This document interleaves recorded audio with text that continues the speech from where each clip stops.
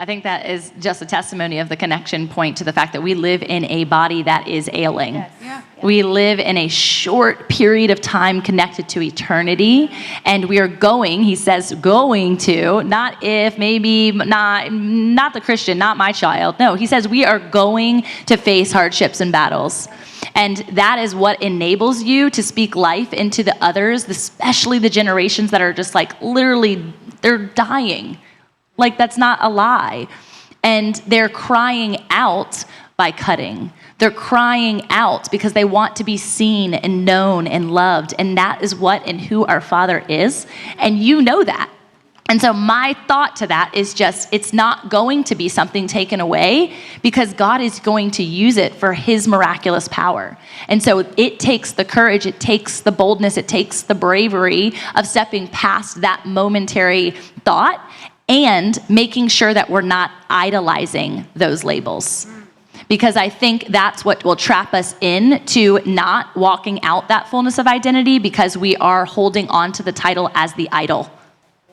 Don't hold your titles as the idol. Yeah, so in Mark chapter 9, the man says to Jesus, if you could you heal my son? And then Jesus says, what do you mean if? All things are possible to he who believes. And he says, I do believe, Lord, help me with my little faith. So I think it's combining our level of faith and our belief as they're talking about, because I've got a friend and a mentor he's an evangelist all over the world.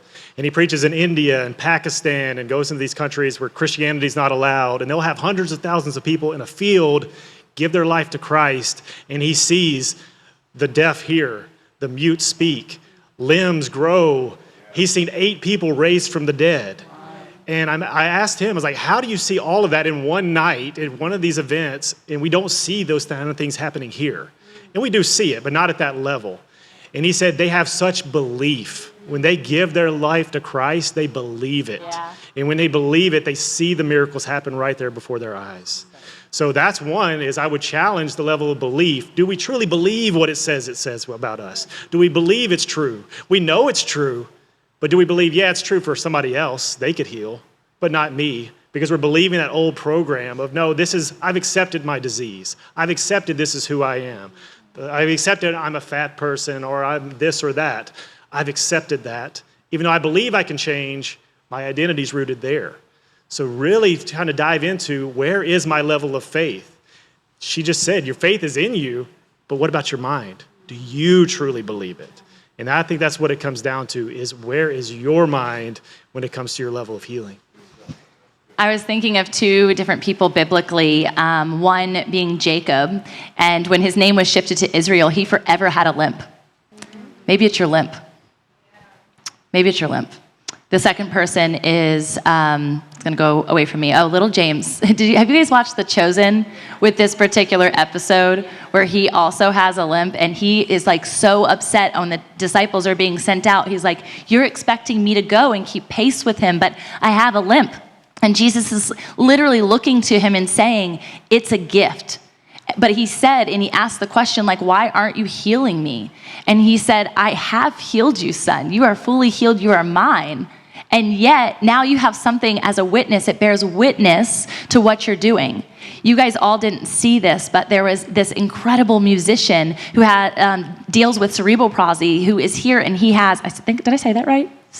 So I think so. Anyway, okay. He's lost all of the momentum in his leg, and he's walking on a crutch, and he is playing worship music, and he is saying yes to God. He's been playing since he was 4, in spite of, and he is about to take the nation by storm with this worship music. And it's just the knowing that he will use those things, and that might be the very thing, the very reason in which the Lord is able to give him a limelight. Because he looks different, because he walks different, but he still has the same authority and dominion as the person that you might perceive is healed.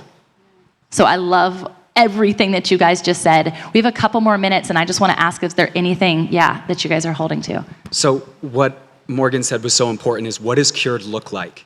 When I was healed, I did not go back to the psychiatrist to see, can you put the things on my brain again, give me a brain map and give me evidence that I'm cured. I supernaturally was healed because of feeling the presence of God move that thing off my life. So I don't even know. We could go to the psychiatrist after this. I could get a test and they could tell me one of two things. Your brain is perfectly fine. Oh my gosh, it's a miracle, which is a powerful testimony. But do you know what is just as powerful?